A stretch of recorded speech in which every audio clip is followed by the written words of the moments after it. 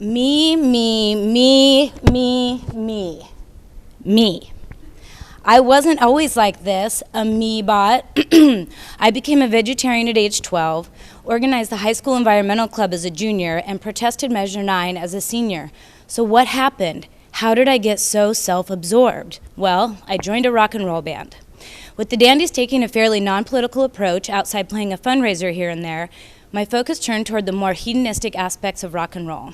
I secretly still hoped that one day we'd be big enough for me to use our fame as a platform for positive change, but I only talked about this on those late nights, early mornings when the party had dwindled to a few who refused to call it a night. I switched my powers of persuasion from encouraging people to consider animal rights, gay rights, and the environment to convincing door guys to let us in free, bar owners to serve after hours, hotel security to let us swim in closed pools, getting partiers naked, and all other kinds of naughty fun. I became known as Secret Agent McCabe, the girl who could get the party started and keep it going and going and going. As our band's popularity grew, so did my powers. I believed that one must use their powers for good, and I believed I was doing just that.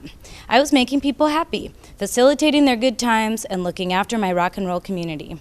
I still donated to my favorite charities, and I felt pretty good about myself, but the bubble burst in 2012. While on tour, a friend warned me that Portland was preparing to fluoridate its water without a public vote. I didn't know much about the subject at the time, but I knew we had famously pure water, and after a little research, this sneaky water fluoridating business started to stir something inside me, something that had been sleeping for nearly 2 decadent decades.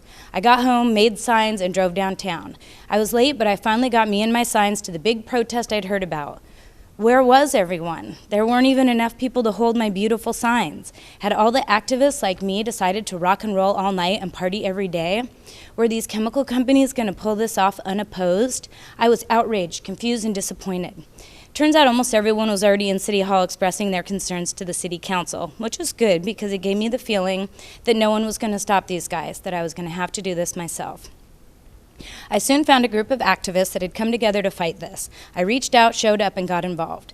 I wasn't sure what I had to offer, but I wanted to help. Over the next 9 months, I pushed myself to new limits and discovered unique ways I could contribute. I found my music community and all the professions attached to it to be a huge resource. I just had to organize them into one strong voice, a voice Portland would notice and listen to. I realized the talents I'd cultivated for partying could be used for a real purpose. I could inspire my rock and roll community to help my bigger community of Portland, Oregon, and set a national example. From 3-stage one-day festivals to the biggest march ever held against water fluoridation, I did everything I possibly could to raise money and awareness for this cause. Once I learned what I was capable of, I felt a new sense of duty. I was thrilled when my next chance to make a difference came, when the GMO labeling campaign asked me to organize a fundraiser. I used my rallying, organizing, and persuading skills once again in the support of the statewide effort to make GMO labeling mandatory. We held a fundraising musical event with a wide range of artists coming together for what we called Portland Sings Out. Each musician performing a song of revolution, galvanizing the music community, educating the public, and entertaining major supporters such as Ben & Jerry's and Dr. Bronner's. I saw a real future in fundraising and event coordinating, parties with a purpose. Around this time, an old flame of mine, Shine Adams, re-entered my life after nearly 20 years. From Lawrence, Kansas, he had been following my growth via social media. Seeing me move away from the party life into a life of social activism as he had done just a few years ahead of me.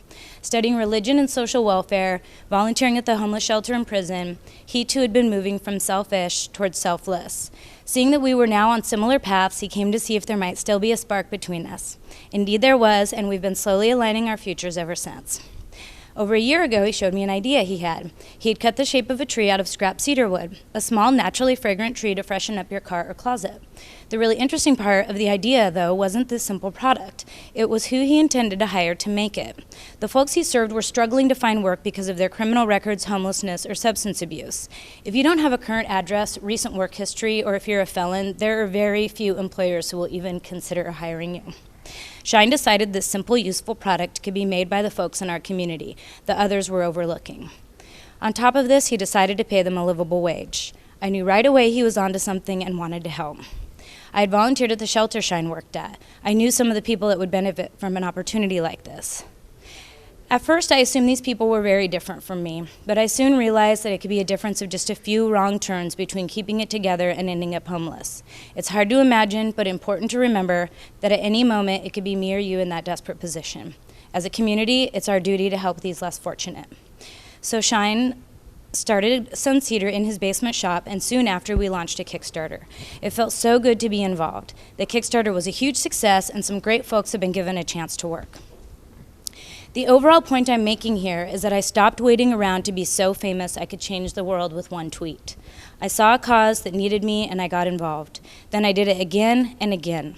I also didn't hold out for one special cause to champion. There are so many pressing issues worthy of my time that my approach has become to take on whatever is in front of me that moves me and just go for it. I realized being the life of the party wasn't enough. I put myself to the test over and over during these campaigns, and I learned I have many unique skills that I now feel obligated to put to good use. If we think of all the world's problems and our limited resources to do much about them, we are left feeling powerless. But if you look right in front of you, there is sure to be a cause, a neighborhood, a person that needs you. What are your powers? Are you using them for good?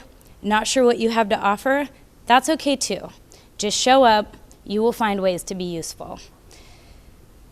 I had absolutely no clue what my roles would end up being in these campaigns. I just showed up and got to work.